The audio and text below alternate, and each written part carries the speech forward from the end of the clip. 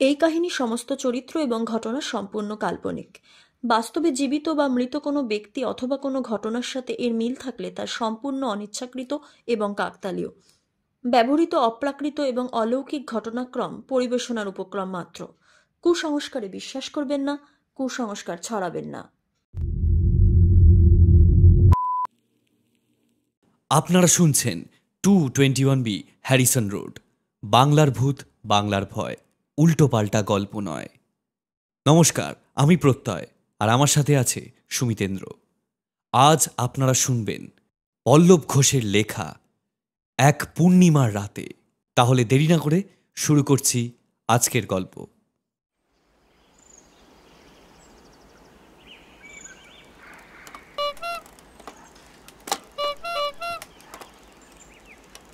রিকশার হর্নের আওয়াজ শুনে ঘুরে তাকালো দয়াল। মাঠের ওপর মোটা আলের পাশে সে বসেছিল।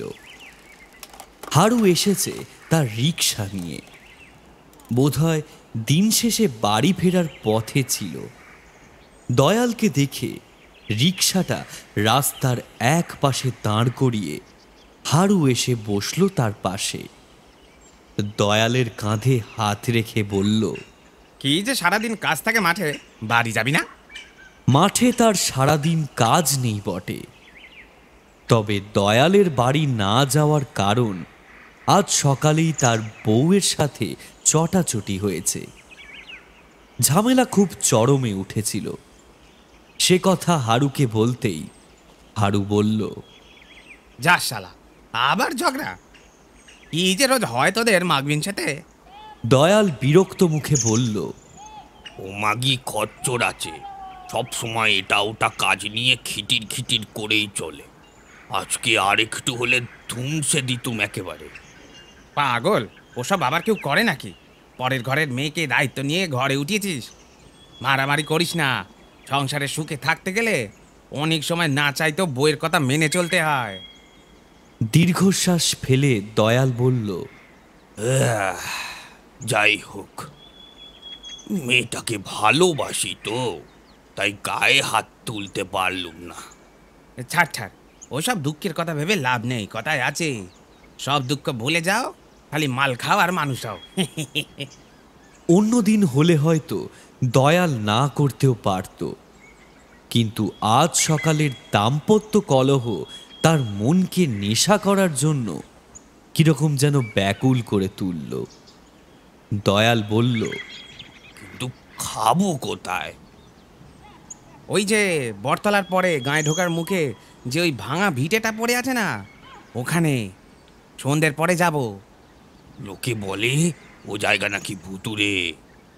ছাই, ওসব ভূতুর যত ফালতু কথা। হ্যাঁ, আর আমরা মাতালের জাত, গা দিয়ে মদের গন্ধ বেরোয়।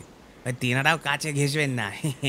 ওসব বাজে কথা রাখ, এখন বাড়ি চল। আমি নটুকেও বলে রেখেছি, ও আসবে আজকে জিনিসপত্র নিয়ে। সন্ধ্যের পরে যাব। কেউ থাকেও না ওখানে, আর আমাদের কেউ বাঁকড়াও দেবে না, বুঝলি তো? প্রথমটা দোনোমুনো করলেও শেষটায় দয়াল রাজি হলো।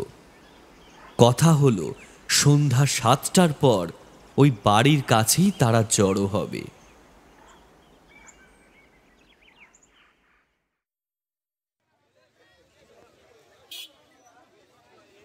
ও হারান কাকা, হারান কাকা। স্টেশনে স্ট্যান্ডে রিকশার সিটের ওপর বসে খৈনি পাকাতে পাকাতে ব্যস্ত হারান ঘুরে দেখে তাদের গাঁয়ের ছেলে শ্যামাচরণ আসছে, সাথে তার বউ।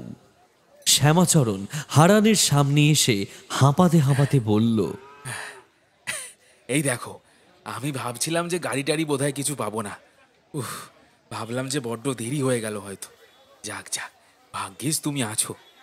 হারান সিট থেকে নেমে দাঁড়িয়ে বলল, তা এত রাত করে এলি বৌমাকে নিয়ে? শরীরের এই অবস্থা, ওঠ ওঠ, তাড়াতাড়ি গাড়িতে ওঠ। শ্যামাচরণ এই গ্রামের ছেলে হলেও কাজের সূত্রে থাকে মফস্বলে। তার বউ মালিনী এখন পোয়াতি। এ সময় তার প্রয়োজন আদর যত্ন এবং খাওয়া দাওয়ার। ওখানে থেকে খাওয়া দাওয়া হলেও খাতির খুব একটা পেত না মালিনী। তাই তাকে নিয়ে শ্যামাচরণ ফিরছে দেশের বাড়ি। এখানেই মালিনী আজ থেকে থাকবে। পরিবারের সাথে থাকলে চিন্তামুক্ত থাকবে শ্যামাচরণ। গ্রামের মোরাম রাস্তার ওপর দিয়ে যেতে যেতে ছইয়ের ভেতর বসে বসে এসব কথাই হারানকে বলছিল শ্যামাচরণ। শহরের রাত খুব বেশি না হলেও গ্রামের দিকে এই অনেক। রাস্তায় কোনো জনপ্রাণী নেই।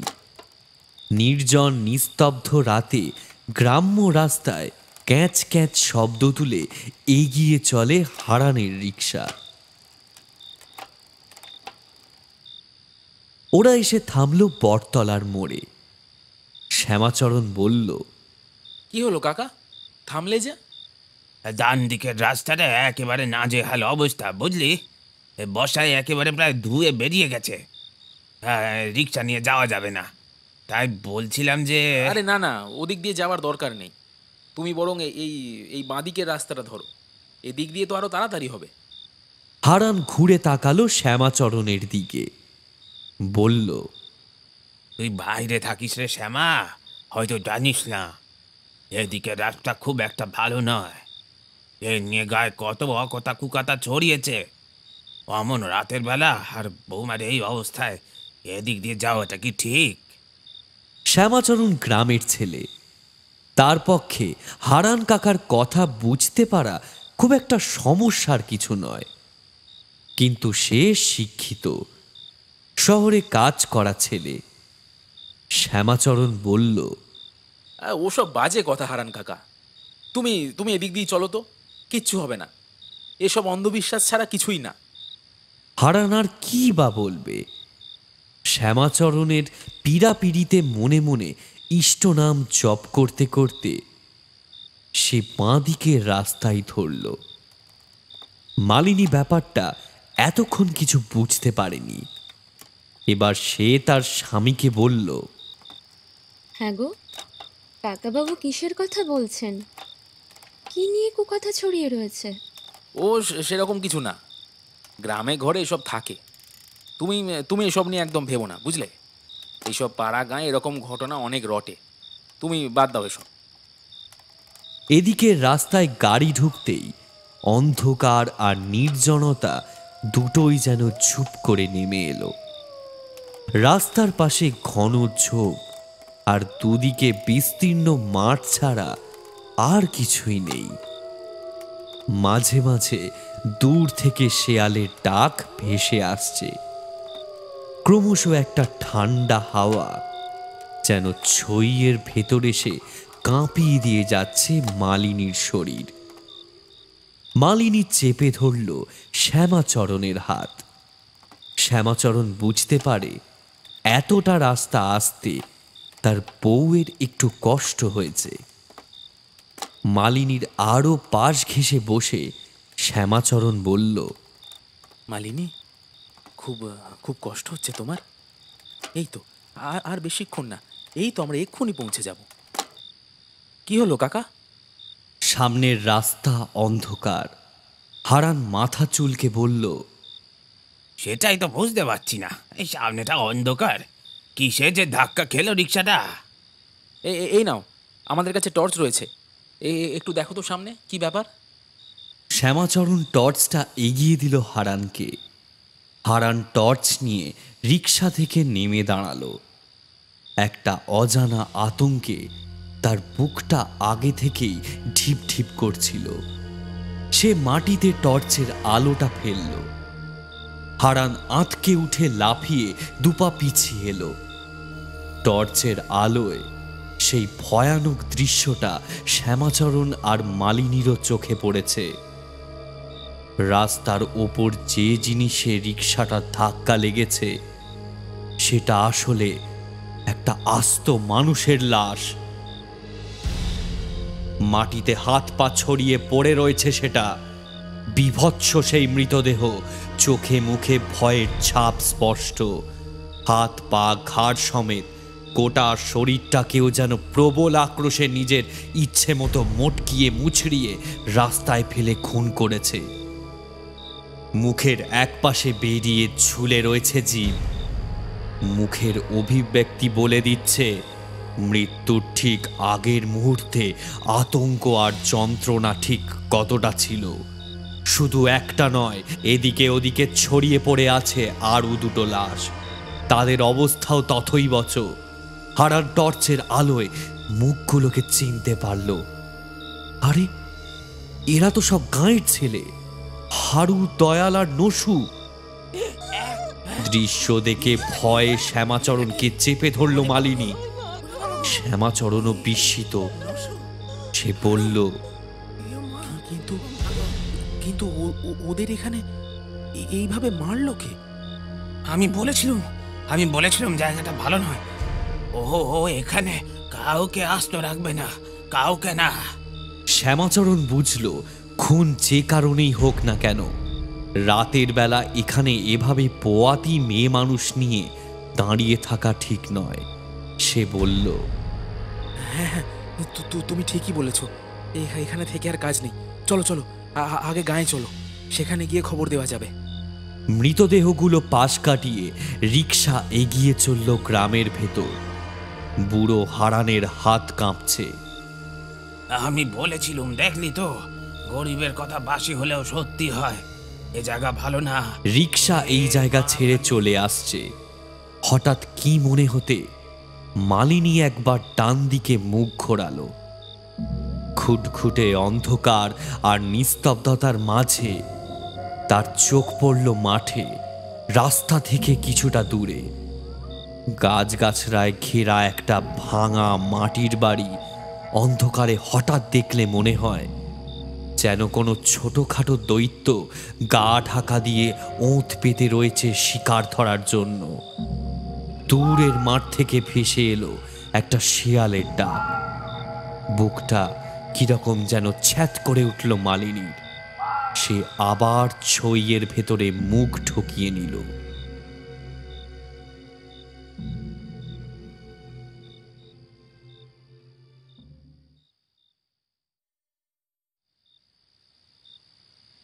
হারু দয়ালদের মৃত্যুর খবর দাবানলের মতো গোটা গ্রামে ছড়িয়ে পড়ল।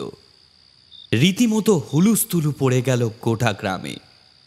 তিনটে এমন বীভৎস মৃত্যু একসাথে।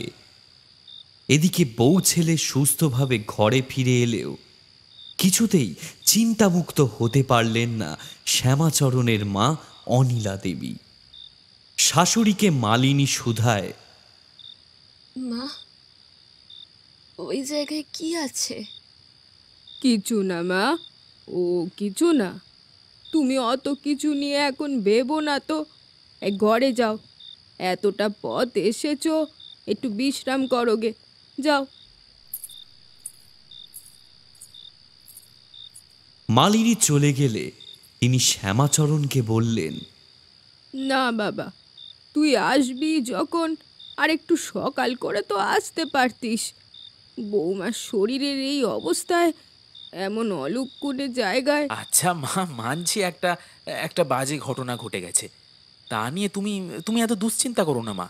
আমরা তো নিরাপদে এসে গেছি।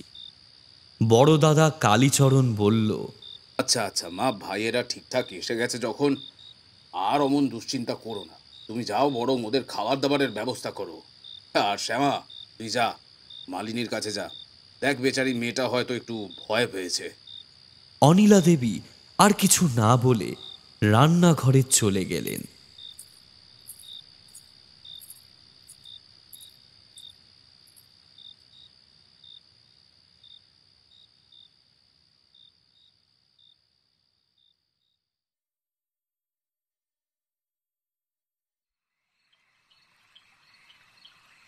কয়েক ঘন্টা আগের কথা। চানাচুরের প্যাকেট আর কষা হাঁসের মাংস সামনে রাখল নসু। দয়াল সেদিকে তাকিয়ে বলল, বাবা, এ তো এলাহি কাণ্ড যে। নসু হেসে বলল, কষা হাঁসের মাংস যা কষিয়ে রেঁধেছিল, মুখে দিলেই একেবারে লিয়াই লিয়াই করবি। তারপর হারুর দিকে তাকিয়ে বলল, কই রে হারু ভাই, বের কর বের কর, শুভ কাজে দেরি করতে লাই। হারু বাংলার বোতল, জল আর 3টে গ্লাস সামনে রেখে বলল। এই তোরা বানাতো, আমি একটু মুতে আসি। উঠে গেল হারু। মদের চাট নিয়ে ওরা বসেছে মাটির বাড়িটার ভেতরে। দয়াল এক টুকরো মাংস মুখে পুড়ে বলল, খাসা বানিয়েছিস, নে নে তাড়াতাড়ি ঢাল। নসু গ্লাসে পরিমাণ মতো মদ ঢালতে লাগলো। আচমকা একটা বিকট আর্তনাদে চমকে উঠল ওরা। পরস্পরের দিকে তাকালো নসু আর দয়াল। এটা তো হারুর গলা। নসুর হাতে টর্চ রয়েছে। হারু, হারু, এই হারু বলে ওরা এদিক ওদিক চিৎকার করতে লাগলো, কিন্তু হারুর আর কোনো সাড়া পাওয়া গেল না। ওরা সেই পুরনো পরিত্যক্ত ভিটের দালানে বসেছিল। সামনে উঠোনে ঝোপঝাড় আর চারিদিকে বড় বড় বাবলা তেঁতুলের ছড়া ডালপালায় ভরা। উঠোন পেরিয়েও জায়গাটা অবহেলায় পড়ে জঙ্গলে ভরে গিয়ে এই ভিটেটাকে পুরো আড়াল করে দিয়েছে। গ্রামে ঢোকার রাস্তাটা থেকে প্রায় কিছুই দেখা যায় না। সেখানেই কোথাও একটা থেকে আসছে শব্দটা। ওরা দুজনেই ছুটে গেল। একটা ঝোপের কাছাকাছি এসে নসু হঠাৎ দেখে ঝোপের কাছে কে যেন মাটিতে উপুর হয়ে পড়ে আছে। ঝুঁকে সেটা দেখতে গেল নসু।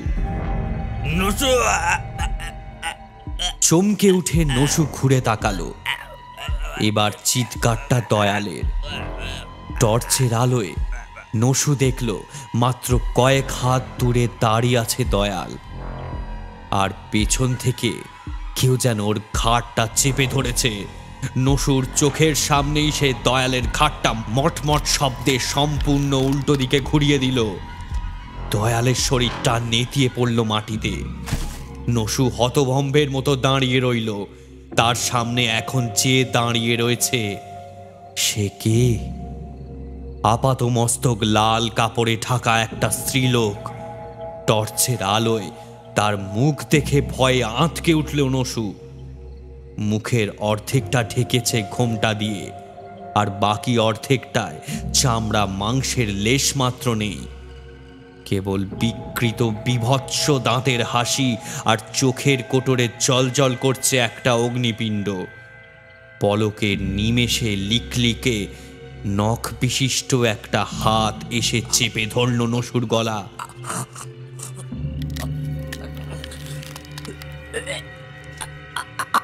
নসুর রক্ত মাংসের দেহটা অবলীল আক্রমে মোচড়াতে মোচড়াতে অমানুষিক অট্ট হাসিতে ফেটে পড়ল সেই বিকট মূর্তি।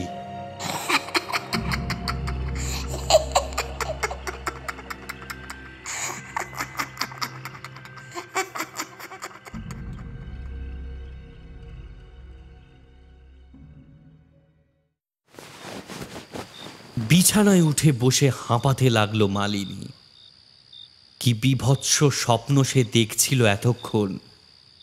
গোটা শরীর তার ঘামে ভিজে গিয়েছে। টেবিলে রাখা জলের ঘটিটা নিয়ে ঠক ঠক করে জল গলায় ঢালল। এদিকে ঘুম ভেঙে উঠে বসেছে শ্যামাচরণও। সে বলল, মালিনী, কি গো, কি হয়েছে তোমার? শরীরটা কি খারাপ লাগছে? মালিনী একটু থিতু হয়ে বসল। তারপর চেপে ধরল তার স্বামীকে। সবিস্তারে বলে গেল তার দুঃস্বপ্নের কথা। শ্যামাচরণ বুঝল ফেরার পথে অমন একটা দৃশ্য হয়তো মালিনীর মনে ভয় ঢুকিয়েছে, তাই সে এমন স্বপ্ন দেখছে। মালিনীকে জড়িয়ে ধরে কপালে চুমু খেয়ে সে বলল, ধুর পাগলি, ওটা একটা স্বপ্ন তো, ও নিয়ে আর তোমায় ভয় পেতে হবে না। এই দেখো, আমি তো আছি তোমার কাছে, তোমার পাশে বসে আছি। নাও, লক্ষ্মী সোনার মতো এবার চোখ বুজে ঘুমিয়ে পড়ো। এই সময়টা একটু আধটু এরকম হয়।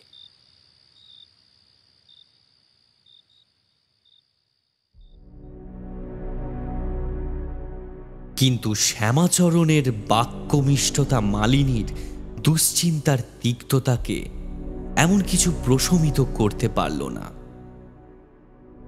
অজানা একটা আতঙ্ক তার মনে থেকেই গেল।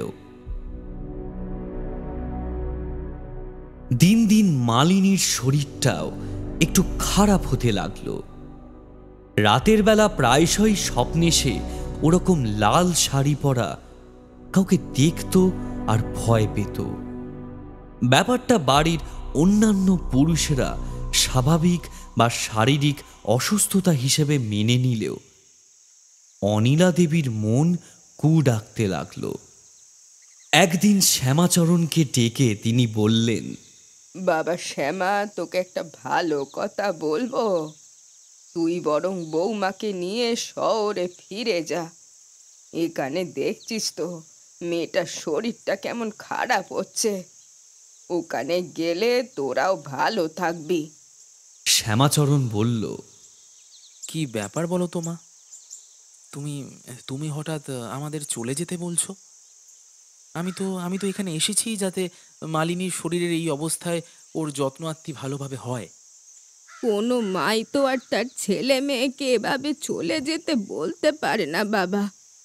কিন্তু কি করব বল, মালিনী পোয়াতি। আমার কেন জানি না মনে হচ্ছে অশুভ কিছু নজর পড়েছে ওর ওপর। সেদিন যে রাস্তা দিয়ে তোরা এসেছিলিস। আচ্ছা মা, তুমি একটা কথা বলো আমায়, ওখানে কি কোনো ভূত প্রেত থাকে যে ওখান থেকে তার ভয়ে আমরা লুকিয়ে পালিয়ে বেড়াবো? এবার মুখ খুলল কালীচরণ। দেখ শ্যামা, তুই মানিস আর নাই মানিস, গায়ের অবস্থা কিন্তু একদম ভালো নয়। 3-3টে জোয়ান ছেলে এমন খুন হয়েছে, লোকজন দিনের বেলা ও রাস্তা মারাতে চাইছে না। আমার মতে মা ভুল কিছু বলেনি কিন্তু। ছোট ভাই দুর্গাচরণ বলল, তাছাড়া গায়ের লোক সবাই বলা বলি করছে ওখানে এমন কেউ থাকে যে নাকি কাউকে ও পথ মারাতে দেয় না। ওই নসু হারুরা ওখানে রাতে মদ গিলতে গিয়েই এই অবস্থা। মেজদা, তুই বরং এই সময়টা বৌদির কথা ভেবে বাইরেই থাক, অন্তত বাচ্চাটা সুস্থভাবে হয়ে যাক, তারপর না হয়। শ্যামাচরণের এখানে আর কি বা বলার থাকতে পারে? ভূত প্রেত অস্বীকার করলেও যেভাবে তার বউয়ের শরীর প্রতিদিন দুর্বল হচ্ছে, প্রতি রাতে সে স্বপ্ন দেখে ভয় পাচ্ছে, তাতে করে শহরের পরিবেশে গেলে হয়তো তার দেহ মনের উন্নতি হবে। আজ শনিবার, এমনিতেও কাল শ্যামাচরণকে ফিরতেই হতো। তার তো আর কাজ কামাই করলে চলবে না।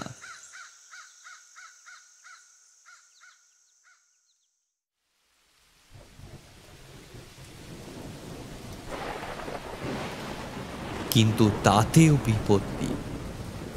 যাওয়ার দিন সকাল থেকে শুরু বৃষ্টি। সে বৃষ্টি আর থামার লক্ষণ নেই। তবে বিকালের দিকে বৃষ্টিটা একটু ধরল। শ্যামাচরণ দেখল একটা ট্রেন রয়েছে, ধরতে পারলে রাত হলেও পৌঁছানো যাবে। যেমন ভাবা তেমনি কাজ। ছোট ভাই দুর্গাচরণ তড়িঘড়ি গ্রামের হারান কাকাকে বলে রিকশার ব্যবস্থা করে রাখল। তখন সন্ধ্যা 6টা। তবে শ্রাবণ মাস, এখনো পুরো অন্ধকার হয়নি। হারান রিকশা নিয়ে হাজির। শ্যামাচরণ আর মালিনীর ব্যাগপত্র নিয়ে বাড়ির সবাইকে বিদায় জানিয়ে তাতে চড়ে বসল। হারান বলল, চল চল, যতটা তাড়াতাড়ি সম্ভব তোদের দিয়ে আসা যায় দিয়ে আসে। সন্ধে বেশি হয়নি, মায়ের দয়ায় আর কোনো সমস্যা যেন না হয় বাবা। জল কাদা ভরা রাস্তায় ক্যাঁচ ক্যাঁচে শব্দে রিকশা গ্রামের রাস্তার পাঁকে মিলিয়ে গেল। অনিলা দেবী তাকিয়ে রইলেন সেদিকে। যতক্ষণ না তার ছেলে বা বউ ঠিকঠাক পৌঁছাচ্ছে শহরে, তার মন শান্ত হবে না। কিন্তু শ্যামাচরণরা স্বপ্নেও ভাবেনি অশান্তির জল কত দূর গড়িয়েছে।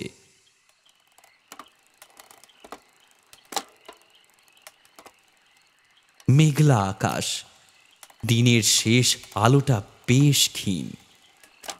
মনে একটু ভয় নিয়েই এদিকে রাস্তায় ধরেছিল হারান।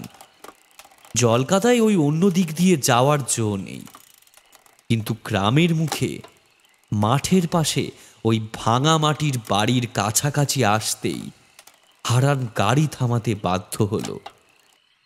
আলো আঁধারে তাদের সামনে রাস্তার উপর কেউ যেন দাঁড়িয়ে রয়েছে। তার চোখ মুখ ভালো করে দেখা যাচ্ছে না বটে, তবে মূর্তি স্ত্রীলোকের। সাঁঝের বেলায় গ্রামের পথে ঘাটে অনেক স্ত্রীলোককেই দেখা যেতে পারে, কিন্তু এমন অদ্ভুতভাবে পথ আগলে ওরকম পাথরের মূর্তির মতো কে দাঁড়িয়ে থাকে? হারানের গলা শুকিয়ে কাঠ হয়ে এসেছে। শ্যামাচরণ বলল, কি হলো কাকা? ওটা ওটা কে? হারানের মুখ দিয়ে কথা সরছে না। শ্যামাচরণ গলা বাড়িয়ে স্ত্রীলোকটির উদ্দেশ্যে বলল, আরে আপনি কে? অমন দাঁড়িয়ে রইলেন যে? সরে যান, আমাদের ট্রেন ধরতে হবে তো।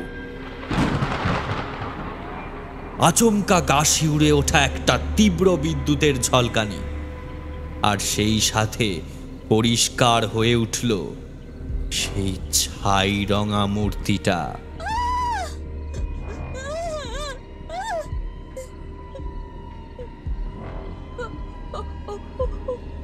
ওই লাল শাড়ি, আমি ওকে দেখেছি।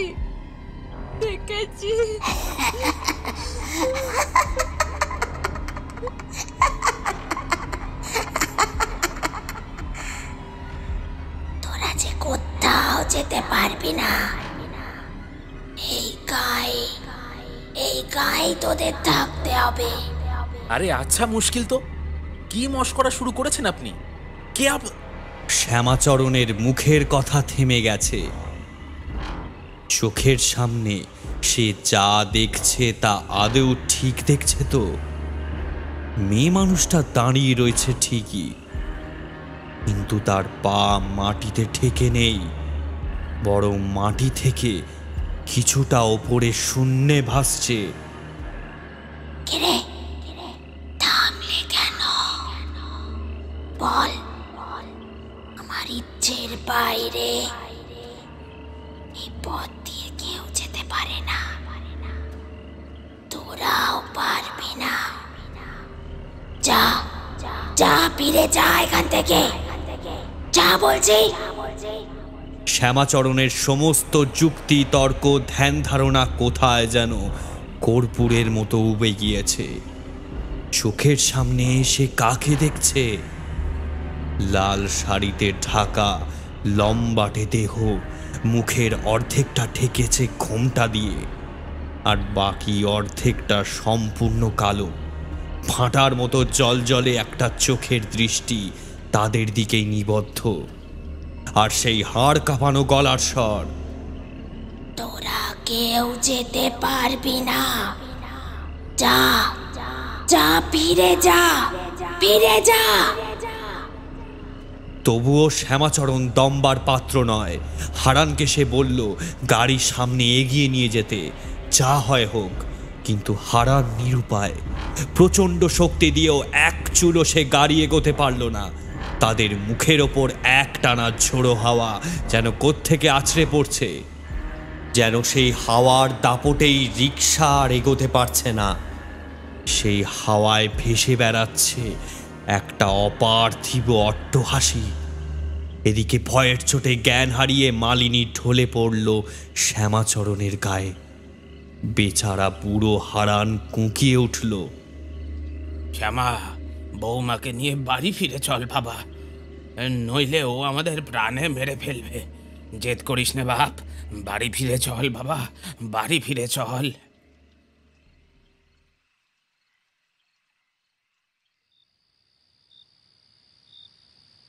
তখন সন্ধ্যার ঘন অন্ধকার নেমে এসেছে গ্রামের মাটিতে।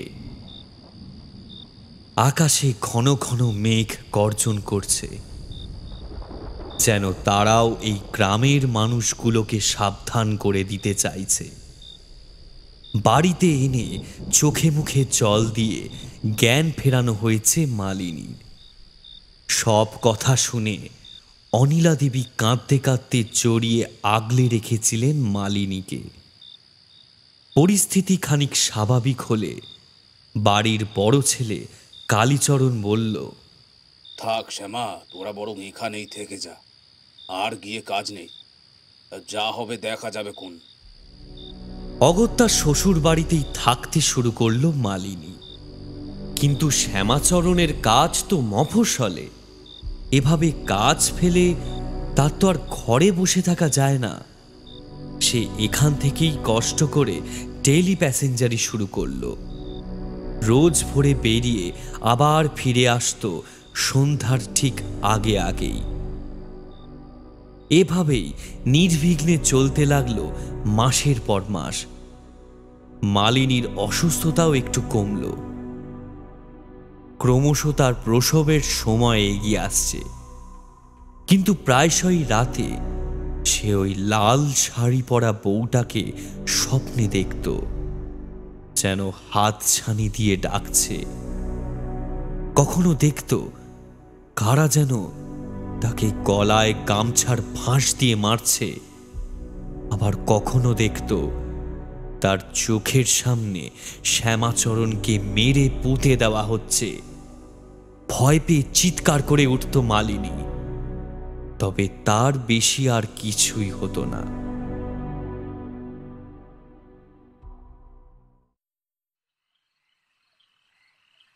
একদিন রাতে একটা ব্যাপার ঘটল। রাত গভীর, বাড়ির সবাই ঘুমিয়ে পড়েছে। মালিনীর হঠাৎ ঘুমটা ভেঙে গেল। সে উঠে দেখে শ্যামাচরণ পাশে নেই। সে গেল কোথায়? এমন সময় দরজার বাইরে কাদের যেন ফিসফিস করে গলার শব্দ কানে এলো তার। এত রাতে কি ব্যাপার? চোখ রগড়ে মালিনী উঠে গেল। দরজা খুলেই দেখে বাইরে বারান্দায় তার দিকে পিছন ফিরে দাঁড়িয়ে শ্যামাচরণ। উঠোনে দাঁড়ানো কার সাথে যেন কথা বলছে। লোকটা মালিনীকে দেখতে পেয়ে ফট করে মাথায় চাদর জড়িয়ে তাদের কথাবার্তা মাঝপথে থামিয়ে কিরকম যেন চাপা গলায় আসছি দাদাবাবু বলে হ্যারিকেন হাতে বিদায় নিল। শ্যামাচরণ ঘুরে মালিনীকে দেখে একটু চমকে গেলেও পরক্ষণেই নিজেকে সামলে নিয়ে বলল, তুমি এখানে? তুমি তুমি বাইরে কি করছো? ঘুম হচ্ছে না বুঝি? মালিনী সেসব কথার কোনো জবাব দিল না। সে বলল, ওকে এত রাতে কি দরকার? ওই রতন, ওর বাবা আগে আমাদের বাড়িতে কাজ করতো আর কি, এমনি এমনি একটা দরকারে এসেছিল। যাক ছাড়ো, তুমি তুমি ঘরে এসো মালিনী। এই অবস্থায় এতবার ওঠানামা করা ঠিক নয়। তুমি কভারটা ভেজিয়ে দাও, এসো। শ্যামাচরণ ঘরে চলে গেল। মালিনী তাকিয়ে রইল দরজার দিকে। হ্যারিকেনের আলোয় লোকটার মুখটা কিছুটা দেখেছে মালিনী। তার বাঁ গালে একটা বড় আঁচিল।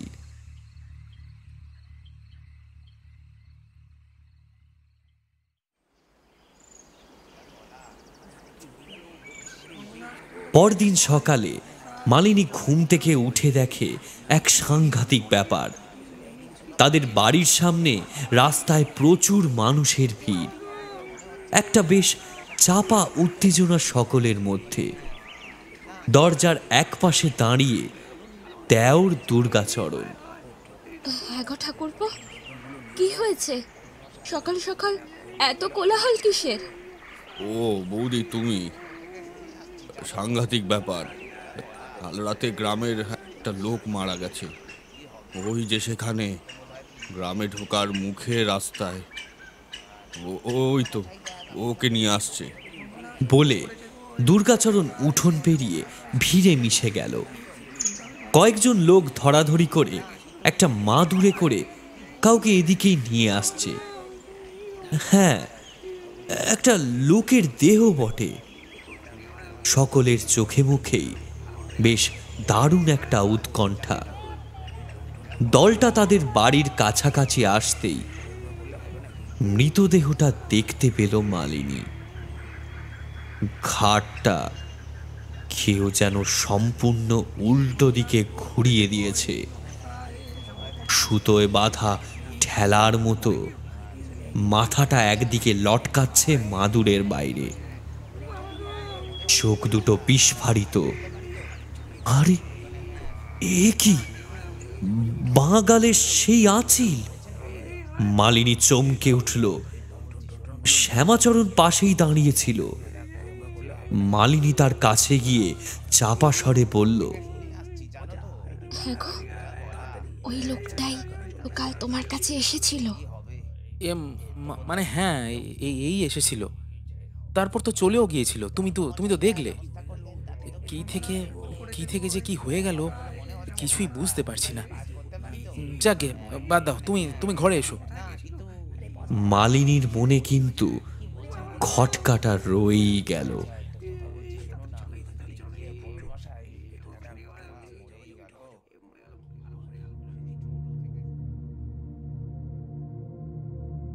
তা এ ঘটনার পর বেশ কিছুদিন কেটেছে, আর কয়েকদিন বাদেই মালিনীর সাধ।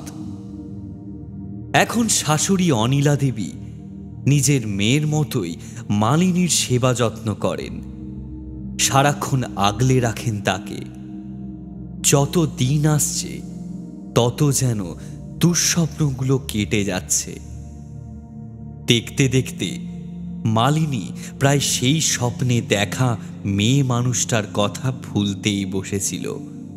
নির্দিষ্ট দিনে পুরোহিত ডেকে পুজো করানো হলো, সাধ দেওয়া হলো মালিনীর। এর মাঝে আর গায়ে অস্বাভাবিক কিছুই ঘটেনি। যথাসময় মালিনীর ব্যথা উঠল।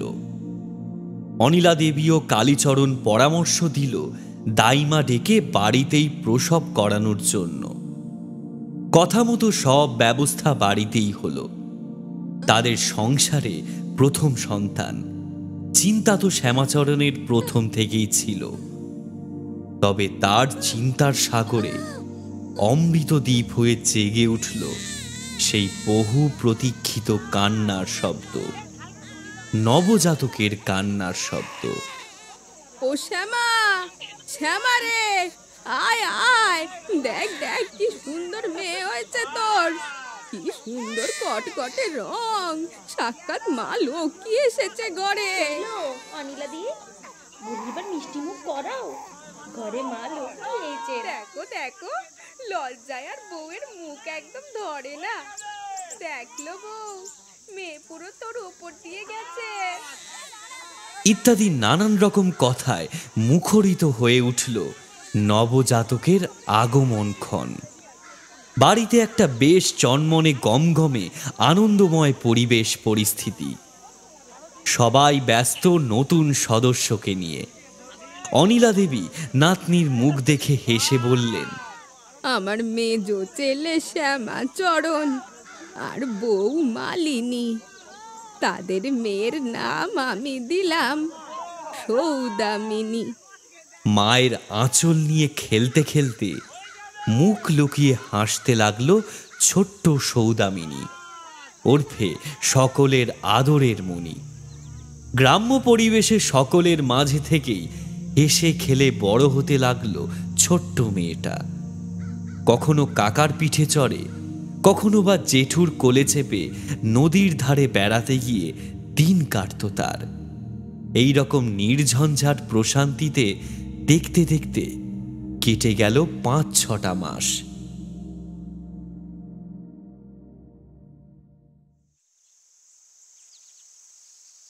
সময় হয়েছে সৌদামিনীর মুখে ভাত দেওয়ার। সে ব্যাপারেই একদিন দুপুরবেলা রোয়াকে বসে ছেলেদের সাথে কথা বলছিলেন অনিলা দেবী। দুর্গাচরণ বলল, দেখেছো মা, আমাদের ছোট্ট মণিমা বাড়িতে আসার পর থেকেই গোটা বাড়িতে কিরকম গম গম করছে। গোটা গ্রামও যেন মেতে আমাদের ছোট্ট মণিমাকে নিয়ে।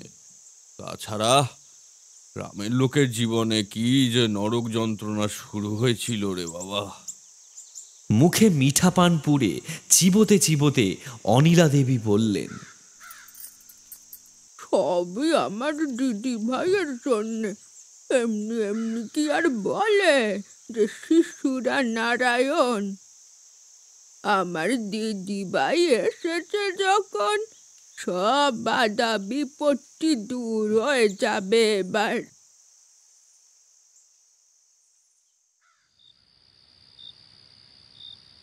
এর দিন দুয়েক পরে, অনেক দিন পর রাতে মালিনী আবার স্বপ্ন দেখল সেই লাল শাড়ি পরা বউটাকে।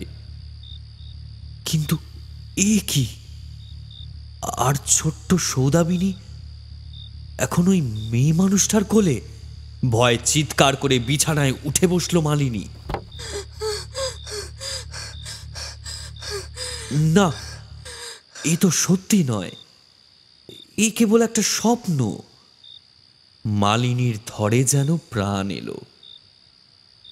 কিন্তু এ কি, ঠিক তার বুকের কাছে বিছানার ছোট্ট একটা জায়গা ফাঁকা। বুকটা ছ্যাত করে উঠল মালিনীর। হুলুস্থুল পড়ে গেল বাড়িতে। সকলেই অবাক, এতটুকু মেয়েটা গেল কোথায়? সারা বাড়ি তন্ন তন্ন করে কোথাও খুঁজে পাওয়া গেল না মেয়েটাকে। চিৎকার করে কেঁদে উঠল মালিনী আর অনিলা দেবী। কিন্তু হঠাৎ মালিনীর মনে পড়ল একটু আগের দেখা স্বপ্নের কথা। বলে লাফিয়ে উঠে একটা হ্যারিকেন নিয়ে ছুট দিল সে। পেছনে তার বাড়ির লোক। ডাকাডাকির চোটে আশেপাশের বাড়ির অনেকেই তখন জেগে উঠে বেরিয়ে এসেছে। জোয়ান লোকেরা কালী শ্যামদের সাথে ছুটতে লাগলো মালিনীর পেছনে, কিন্তু সে যেন পাগলের মতো দৌড়াচ্ছে। তাদের পাড়া পেরিয়ে, নন্দীদের বাগান পেরিয়ে সে ছুটে চলেছে পাগলের মতো। দেখতে দেখতে মালিনী এসে পৌঁছলো একেবারে তাদের গ্রামের মুখের রাস্তাটাতে, যার পাশে ফাঁকা মাঠের মধ্যে ঝোপ জঙ্গলে ঘেরা সেই পুরনো ভিটেকানা যেন তার জন্যই অপেক্ষা করে গভীর অন্ধকারে চুপটি করে দাঁড়িয়ে রয়েছে। মালিনী যা সন্দেহ করেছিল তাই ঠিক। ভাঙা মাটির বাড়িটার গাছপালায় ঘেরা অন্ধকার উঠোনের মধ্যে ঠিক তার থেকে 10-15 হাত দূরে আলো অন্ধকারে গা মিশিয়ে লাল শাড়ি পরে দাঁড়িয়ে আছে সেই বউটা। মুখটা এক হাত ঘোমটায় ঢাকা। তার কোলে মালিনীর 6 মাসের মেয়ে সৌদামিনী। শিশুরা বোধহয় মায়েদের উপস্থিতি সব থেকে ভালো বোঝে। এই অন্ধকারেও মালিনী এসে পৌঁছতে টুকরে কেঁদে উঠল বাচ্চা মেয়েটা। মালিনী ক্লান্ত, দম ভেঙে মাটিতে বসে কাঁদতে কাঁদতে সে সেই প্রেতিনীর উদ্দেশ্যে বলে উঠল, আমার মেয়েকে ছেড়ে দাও, ছেড়ে দাও না, ওকে বেরো না, ওকে বেরো না গো। রাগে প্রেতিনীর 2 চোখে যেন আগুন জ্বলে উঠল। ছেড়ে দেব, হ্যাঁ ছেড়ে দেব, কখনো নয়। ওকে ওকে আমি শেষ করে ফেলবো। কেন, কি ক্ষতি করেছি আমরা তোমার? কেন তুমি সব সময় ওভাবে আমাদের পথে বাধা হচ্ছ? কেন কেন হ্যাঁ জিজ্ঞেস কর। তুল্য শাশুড়ি, শ্বশুর বাড়ির লোককে জিজ্ঞেস কর। তোর মরদকে জিজ্ঞেস কর কি অন্যায় অবিচার ওরা করেছে আমার সাথে। মালিনীর মাথায় যেন আকাশ ভেঙে পড়ল। এতক্ষণে এসবের থেকে হাত বিশেক দূরত্ব বজায় রেখে এসে দাঁড়িয়েছে গ্রামের লোকেরা। এই কথা শুনে তারাও একেবারে হতভম্ব। এই অশরীরী কি বলতে চায়? শ্যামাচরণ, অনিলা দেবী, দুর্গাচরণ, কালীচরণ এরাও সকলে বাকরুদ্ধ। হঠাৎ কাঁপা কাঁপা গলায় শ্যামাচরণ বলে বসল। পূর্ণিমা, তুমি? মালিনী ছুটে গিয়ে চেপে ধরল তার স্বামীর হাত। কি গো, কিছু বলো না, আমাদের মেয়েটাকে ছেড়ে দিতে বলো না। কেউ তোমরা ওকে চেনো, বলো না। শ্যামাচরণ চুপ। পূর্ণিমার বিকট মূর্তিটা যেন এবার কাঁপতে কাঁপতে রাগে ফেটে পড়ল। বল বল, না হলে এই বাচ্চাটাকে এখানেই গলা টিপে মেরে ফেলবো। বল আগে, বল শয়তান। অনিলা দেবী কিছু বলতে এগিয়ে এলে শ্যামাচরণ তাকে বাধা দেয়। উপস্থিত সকলের দিকে একবার চোখ বলিয়ে নিয়ে মাথা নিচু করে সে বলতে থাকে এক অজানা অভিশপ্ত ইতিহাস। পূর্ণিমা, ও আসলে পূর্ণিমা। আজ থেকে প্রায় 7-8 বছর আগেকার কথা। পূর্ণিমা তখন কাজ করতো আমাদের বাড়িতে। আজকে আমরা যে জমিতে দাঁড়িয়ে রয়েছি সেটা পূর্ণিমার স্বামী সুজন মণ্ডলের। ওই ভাঙামাটির যে ঘরখানা, ওইটাই ওদের বাস্তুভিটা। এই পাশের মাঠে চাষের জমি ছিল ওদের। কিন্তু একবার এই জমি আমাদের অত্যন্ত প্রয়োজন হয়ে পড়ল। আমরা 3 ভাই চেয়েছিলাম যে এখানে একটা চালের মিল খুলব। আসলে এর পেছনেই আমাদের প্রচুর জমি জমা রয়েছে। শুধু বড় রাস্তা দিয়ে মাল আমদানি রপ্তানির পথে বাধা হয়ে দাঁড়িয়েছিল এই পূর্ণিমাদের ভিটেটা।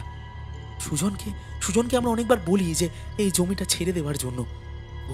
ওকে আমরা অনেক টাকাও দেব বলেছিলাম। তারপর ব্যবসায় চাকরির লোভও দেখাই। কিন্তু বেটা সুজন কিছুতেই রাজি হয় না। পূর্ণিমা আমাদের বাড়িতে কাজ করতো বটে, কিন্তু এইসব ব্যাপারে ও কিছু জানতো না।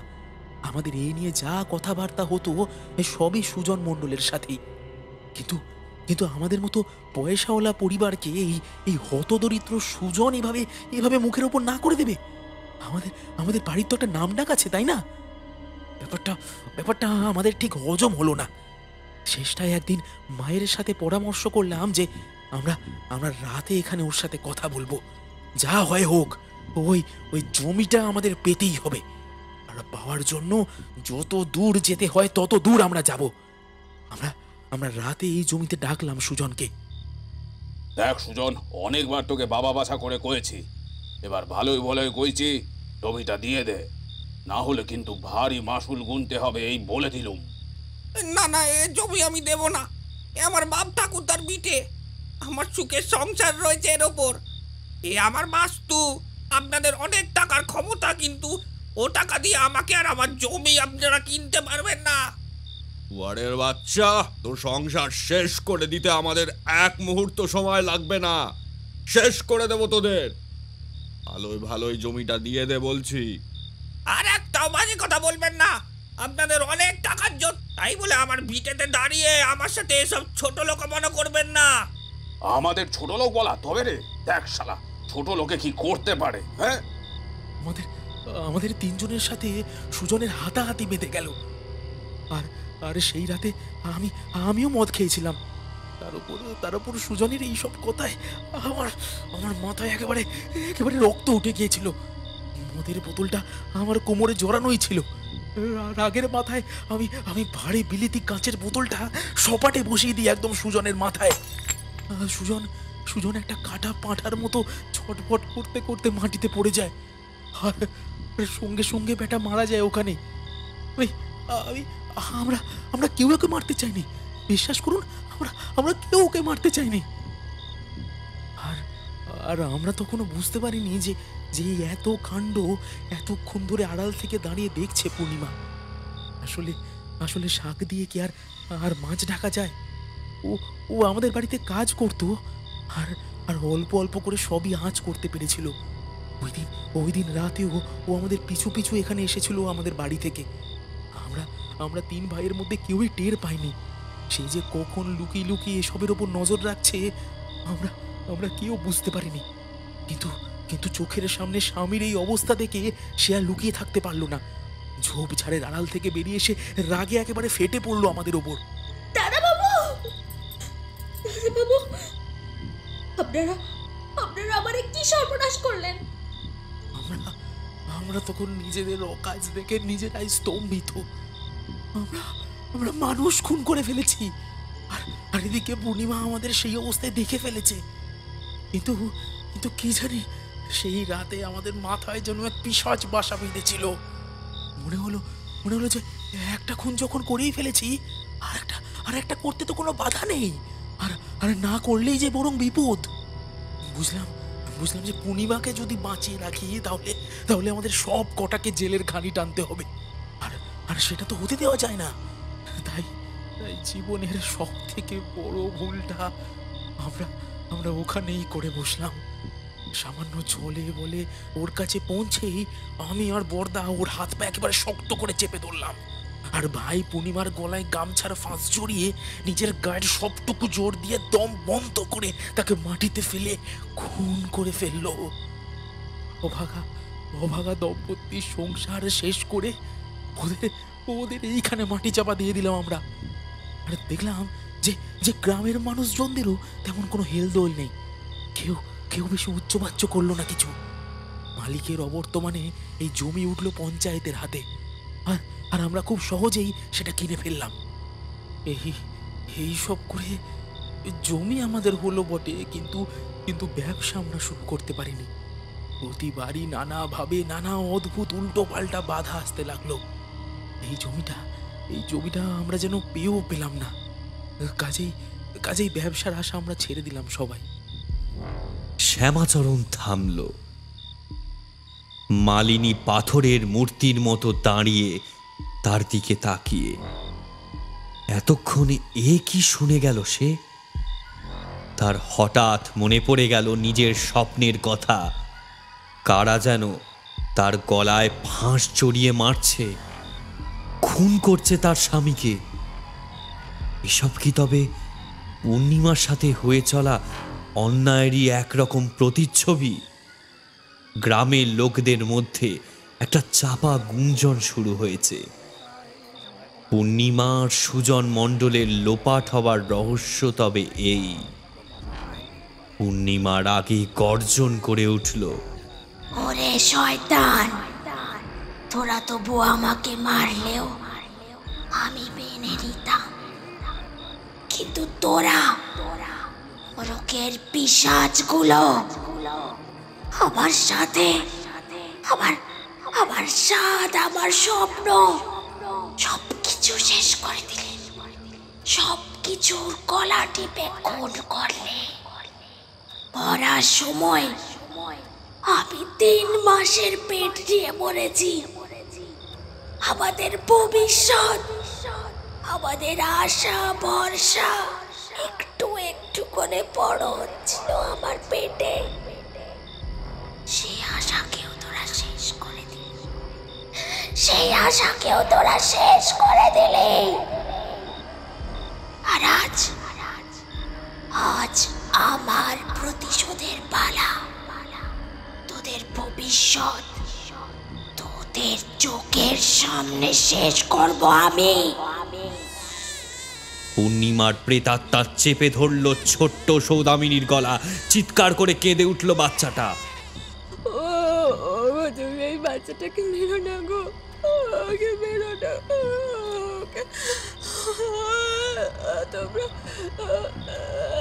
তোমার যত প্রতিশোধ তুমি আমার উপর নাও। আমাকে মারো, আমাকে মেরে ভালো আমাকে মারো, কিন্তু ওকে ছেড়ে দাও না, ওকে ছেড়ে দাও না।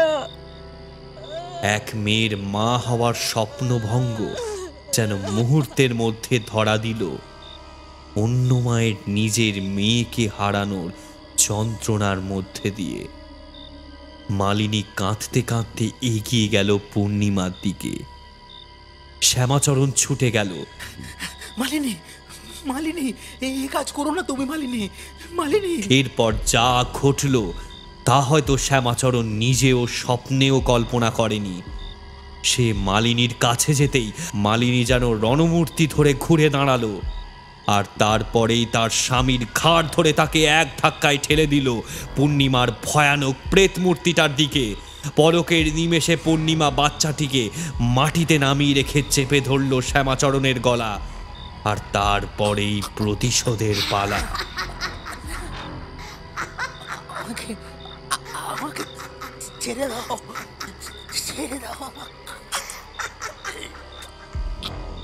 সকলের চোখের সামনে সে হাসতে হাসতে একটা লম্বা হাতে শ্যামাচরণের গোটা মাথাটা ধরে মট করে সম্পূর্ণ উল্টো দিকে ঘুরিয়ে দিল। শ্যামাচরণের নিথর শরীরটা কাটা কলা গাছের মতো পড়ে গেল মাটিতে। পাপের দায় থেকে মুক্তি পায় না কেউ। কর্মের ফল সকলকেই ভোগ করতে হয়। স্বয়ং ঈশ্বরও কর্মফল থেকে মুক্তি পাননি। এই অজপাড়া গাঁয়ের শ্যামাচরণ গাঙ্গুলি কোথাকার কে?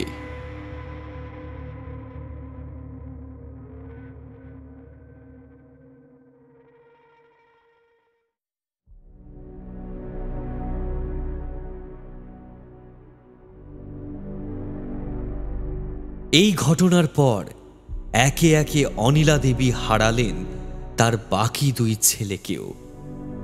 জলে ডুবে মরল দুর্গাচরণ। কালীচরণ মরল ঋণের দায়ে গলায় দড়ি দিয়ে। পূর্ণিমার সেদিনের প্রতিটা যন্ত্রণা গুনে গুনে বিধাতা ফিরিয়ে দিলেন অনিলা দেবীর সংসারে। মাটির বাড়িটার পাশের রাস্তাটা দিয়ে যেতে যেতে থমকে দাঁড়ালো মালিনী।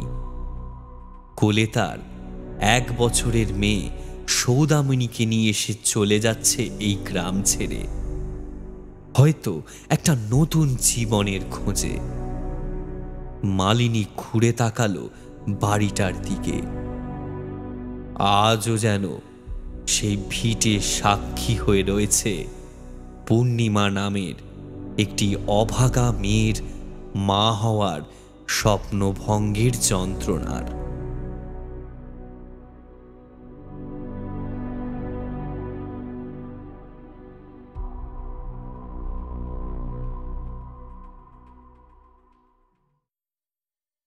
আপনারা শুনলেন পল্লব ঘোষের লেখা এক পূর্ণিমার রাতে। গল্প পাঠে রয়েছে আমি প্রত্যয় এবং বিভিন্ন চরিত্রে রয়েছে সুমিতেন্দ্র, আদিত্য, অস্মিতা, বর্ণালী আর প্রদীপ্তা। গল্পটা কেমন লাগলো অবশ্যই কমেন্ট করে জানাবেন। আর this video is sponsored by the members of 221B Harrison Road. আপনাদের সকলকে অসংখ্য ধন্যবাদ আমাদের চ্যানেলে মেম্বারশিপ নেওয়ার জন্য। শুনতে থাকুন 221B হ্যারিসন রোড, বাংলার ভূত, বাংলার ভয়, উল্টোপাল্টা গল্প নয়।